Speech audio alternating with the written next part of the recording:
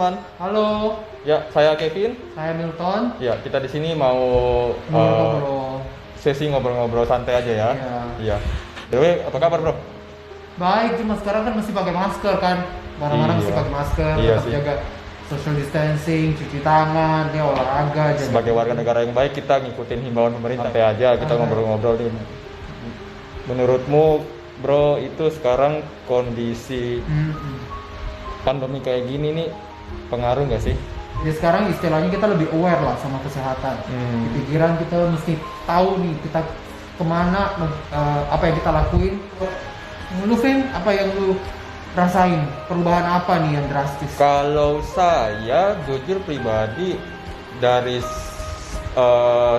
semua sisi sih sebenarnya. Mm-mm. Mulai pertama dari kehidupan sosial. Kehidupan sosial ya nggak usah jauh-jauh lah. Sosial itu minimal sama keluarga aja dulu. Maksudnya di luar dari yang orang-orang di rumah. Maksudnya walaupun kita keluarga sih, tapi kan kita karena sayang keluarga, jadi kan jaga juga jangan sampai saya pikirnya saya jadi carrier kasih kena ke keluarga saya, wah kan Iya, iya sih. nggak kayak gitu juga. Nah, terus kalau dari segi pekerjaan, saya dulu orangnya wah itu full mobile. Kegiatan saya banyak di luar, ketemu orang, ngobrol sama orang, janjian sama orang, berkomunitas segala macam, ibadah juga, betul bro, ibadah juga. Tapi sekarang ya Mau nggak mau kan mesti menyesuaikan ya. bener harus menyesuaikan. Sekarang kita gini, dulu saya kan suka ketemu orang tuh harus langsung ketemu kan, janjian ketemu datang ke Tinggal tempatnya. telepon langsung datang. Iya, di situ ada menurut saya ada dua hal yang bisa saya lebih efisienkan. Pertama, misalnya kegiatan saya itu ketemu orang tidak berarti kemungkinan keluar kota. Satu, terus karena adanya kondisi kayak gini, jujur kita semua pasti semua ini rata-rata sudah mainnya ke online kan. Iya, sudah makin mahir ya. Makin Online, mahir, kita teknologi, sering video call aplikasi. pakai Zoom itu kan. Iya. Kita pakai Zoom lah, pakai WA video call, pokoknya semua segala macam platform-platform digital itu kita banyak pakai sih. Betul, iya. Jadi saya ketemu orang jarak jauh nggak perlu lagi naik pesawat, Iya. karena jujur takut juga naik pesawat. Hemat juga kan kalau naik. Hemat juga iya pasti. Berapa juta yang harus kita bayar untuk bayar pesawat, sekarang kita cuma ya paling beli pulis lah 10.000 20.000. Betul. Ya intinya kita sebagai apalagi kita nih yang masih muda-muda nih, kita jangan menyerah sama kondisi sih. Betul. Dengan keadaan kita harus lihat peluangnya ya. Harus tetap optimis ya. Optimis, lihat peluang yang ada. Peluang selalu ada. Orang bijak bilang katanya di balik kendala pasti ada peluang. Pasti ada sesuatu. Iya sih. Iya, ada yang down tapi ada yang naik gitu ya. Bener. Jujur aja nih, kita kan kegiatan kita salah satunya beberapa lah banyak fokus ke bidang kesehatan dan perencana keuangan ya kan. Betul. Menurutmu kondisi market di bidang kita itu sekarang gimana sih, bro? Menurutku pertama yang pasti ya, orang sekarang itu makin menjaga kesehatan dirinya dari Benar. luar hari. Kedua, orang makin juga punya waktu untuk melihat perlindungan atau fasilitas yang dia punya, proteksi yang dia punya itu seperti apa. Dan juga sekarang makin banyak produk-produk yang inovatif, ya, yang banyak yang menyesuaikan dengan keadaan zaman sekarang. Tapi sekarang dengan virtual itu semua mudah, ya, dengan Zoom aja kita tinggal ketemu online, tanda tangan, dan semuanya proses sudah berjalan. Kegiatan pun mengikuti, menyesuaikan sesuai dengan kondisi seperti ini. Iya sih, menurutmu kan tadi kita udah ngobrol nih tentang kondisi, terus kita juga kan di bidangnya itu kesehatan sama financial planner. Iya. Kan banyak nih teman-teman di luar sana, banyak orang-orang di luar sana yang kondisi keuangannya itu terganggu, apalagi ketika mereka sakit. Betul. Ada nggak kira-kira solusi buat teman-teman di luar sana? Mungkin secara keuangan mungkin sudah dipersiapkan case-nya, Iya. case-nya udah siapkan, tapi dia nggak menyiapkan kondisi yang tidak terduga. Secara umum ya teman-teman itu bisa, pertama yang harus dilakuin itu selain jaga kesehatan sama jaga keuangan keluarga untuk biaya hidup dan segala macam itu mereview kembali apa yang dia punya selama ini. Jadi meskipun mereknya mau merek manapun ya, tapi dilihat lagi apa yang dia punya, apakah sekarang perlindungan yang dia punya itu melindungi dari COVID. Itu yang paling penting ya, karena sekarang kan yang banyak lagi happen sekarang itu kan COVID-19 ini baru, dulu belum ada. Nah itu harus teman-teman harus tahu tuh apakah bisa melindungi sampai situ. Kedua, apakah cukup? Jadi meskipun ada, tapi apakah mengingat sekarang kan biasanya kan banyak di rumah sakit swasta tuh ya ada tambahan biaya karena COVID, isolasi, APD dan segala macam. Itu harus make sure juga apakah kartu yang dia punya atau perlindungan dia punya itu mengcover sampai sesuai dengan biaya saat ini. Nah, ketiga juga harus dipertimbangkan itu masa depannya seperti apa, karena ini kan namanya COVID sekarang, kita nggak tahu pandemi yang berikutnya itu namanya apalagi, kita juga nggak tahu gitu. Benar. Jadi kita mesti tahu nih semuanya. Dan keempat, tentu saja kita harus menyesuaikan juga dengan budget ya masing-masing. Benar. Nah, tapi Vin, kayak sepengetahuanmu ada nggak teman atau kamu kan di bidang financial planning juga, pasti banyak klien juga. Ada nggak mungkin klien-klien atau kamu kenal orang yang sampai terpapar COVID ini?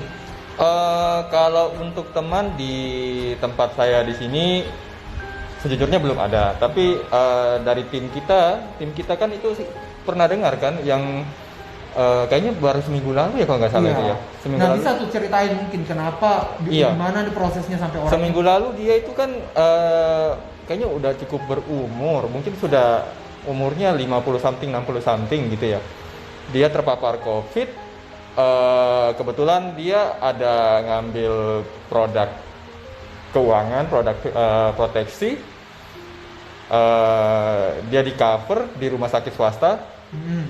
Dia tidak pernah kepikiran kalau biayanya itu ternyata sampai 700 juta ya. Dan masih berjalan sampai sekarang, karena kan kondisinya berarti masih open bill ceritanya. Open bill.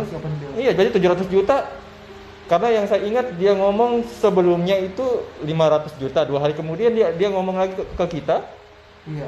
Dia bilang itu sudah jadi 700 juta hanya dalam 2 hari. Dalam 2 hari ya. Naik 200 juta. Iya. Jadi gila, parah banget. Pokoknya kalau penyakit ini memang sangat berbahaya ya. Iya. Apalagi butuh perawatan yang intensif juga di rumah sakit. Karena biayanya nggak kecil juga. Nah, ini yang jadi kendala sih di orang-orang di luar sana mikirnya, saya kan punya saya nggak usah sebut merek ya, merek. Jadi mereka kan punya semacam jaminan kesehatan yang disiapkan oleh pemerintah, yang awalan B itu. Ternyata di luar sana, bukannya kita bilang gimana, ini sudah contoh case yang nyata sih, real itu pelayanan yang diterima kan tidak semaksimal yang kita harapkan. Jadi bersyukurlah orang itu kebetulan dia awalnya cuma iseng-iseng beli kalau nggak salah ya. Iseng-iseng beli, iseng-isengnya maksudnya dia sadar nih, saya nih sudah berumur, sudah siapkan duitnya, tapi kalau saya ada apa-apa ini cukup nggak? Uang saya misalnya sekian juta, sekian ratus juta, sekian M, itu cukup nggak untuk cover kondisi seperti tidak terduga? Ternyata pada saat dia kena, hanya dalam 2 minggu, sekitar 2 sampai 2 minggu ya, itu 700 juta dan masih open bill sampai sekarang. Wih, itu gila. Dan itu di cover semua ya? Di cover. Iya, itu bagus sih, keren banget itu. Iya, tahu nggak Vin, juga karena COVID begini ya banyak jadi ini pengalaman saya, jadi banyak orang itu malah bertanya atau mereview lagi dan menanyakan produk-produk yang lain selain kartu kesehatan. Itu pengalaman kamu gimana? Juga banyak, seperti itu? Banyak. Mereka dengan kondisi saat ini mereka lebih sadar, oh ternyata kalau kita nggak nyiapin dari jauh-jauh hari, pada saat terjadi keadaan yang tidak terduga seperti pandemik ini, ternyata bisa berbahaya. Karena di luar sana banyak teman-teman yang secara bisnis pandemi ini down banget, down banget. Jadi mereka mempersiapkan dengan namanya proteksi pendapatan. Proteksi penghasilan ya? Proteksi pendapatan, proteksi income, itu kurang lebih namanya seperti itu. Jadi mereka mempersiapkan seandainya mereka ada kena something di luar sana, setidaknya keluarga, bisnis yang sudah berjalan, keluarga yang ditinggalkan semua kondisinya aman. Apalagi teman-teman di sana yang mungkin berbisnis ada menggunakan fasilitas dari kredit misalnya, ya fasilitas bank gitu kan. bank, gitu. Pada saat kita kena gini, pernah enggak teman-teman itu kepikiran kita kondisi cash tidak ready, kita ada fasilitas bank, dalam hal ini kredit ya kan, terus kena terjadi sesuatu, kita bukannya bilang menakut-nakuti atau gimana, enggak. Kita ini bicara realita. Kita bicara realita. Kalau terjadi ini kita siap nggak? Jadi kalau kayak gitu pernah nggak kepikiran menurutmu, bro? Saya rasa banyak pebisnis mungkin dulu sebelum COVID pandemi ini mungkin banyak pebisnis mereka cenderung mengabaikan sih dulu. Iya. Tapi sekarang dengan keadaan seperti ini, ya akhirnya mau tidak mau mereka harus mikirin kembali kan. Seharusnya sih mereka harus mikir begitu. Karena kan sayang juga kita udah bangun bisnis, kita udah jaga keluarga kita selama ini, udah bangun omset, yang sekian bulannya bisa terima berapa gitu ya kan. Akhirnya gara-gara kayak gini hilang, keluarga juga susah. Waduh. Iya. Jadi berarti COVID ini termasuk kondisi kritis gak, Vin? Bisa dibilang iya sih. Iya. Bisa dibilang iya, kondisi kritis. Untungnya ya kita di tempat kita ini ada produk yang bisa mengcover sampai memenuhi semua itu. Bahkan untuk teman-teman yang tidak beli produk pun kita berani kasih loh 1 juta per hari. Oh ya? Iya, 1 juta per hari free. Cukup dengan mendownload sebuah aplikasi. Kalau teman-teman mau tahu aplikasinya bisa lihat di profil IG kita masing-masing. Kita ada kasih ke situ, benar kan? Betul. Itu jadi banyak ya kemudahan sekarang udah dikasih. Iya, kita murni enggak bilang orang-orang harus orang itu harus beli baru kita bantu, enggak. Orang belum beli pun kita siap bantu kok. Iya. Kita kasih free 1 juta per hari. Siapa coba ya di luar sana yang mau kasih? Jika COVID ya? Iya, untuk cover COVID ini. Ya bahkan kita enggak kepikiran sih kalau kena COVID. Amit lah jangan sampai. Tapi kan kemungkinan itu tetap ada kan. Iya. Jadi kalau untuk teman-teman di sana yang mungkin mau tanya-tanya tentang info lebih lanjut tentang bagaimana keadaan saat ini, terus mungkin mau mereview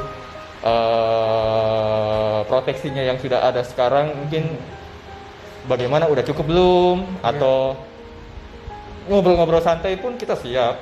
Mau by phone, mau by video call, atau mungkin case-case tertentu kita harus ketemu, itu nanti bisa kita atur.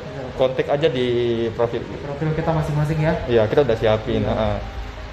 Intinya di sini kita mau ngomongnya sih sebenarnya COVID ini memang merubah kita punya gaya hidup, merubah kita punya pola perencanaan juga ke depan. Jadi kalau kita nggak nyiapin dengan matang-matang, kayaknya berbahaya sih menurut saya. Betul. Iya. Berisiko sekali ya. Jadi ya tetap ya optimis ya teman-teman ya. Ini kan sudah mau beraktivitas kembali, tetap optimis, tetap jaga kesehatan, tetap ngatur, tetap keep in touch dengan perencana keuangan yang terpercaya Anda ya. Kalau mau tanya sama kita juga bisa kasih second opinion ya. Seperti itu. Oke, mungkin kira-kira mungkin kita bahas itu aja dulu. Iya. Mungkin teman-teman bisa tunggu pembahasan kita berikutnya. Mungkin kita bahas mungkin lebih spesifik bisa ya. Betul, bisa. Tema. Oke deh kalau begitu. Cuma mau bilang stay safe, stay healthy, work from home. Terus jangan lupa cuci tangan. Oke kalau begitu. Bye. Yeah. Thank you.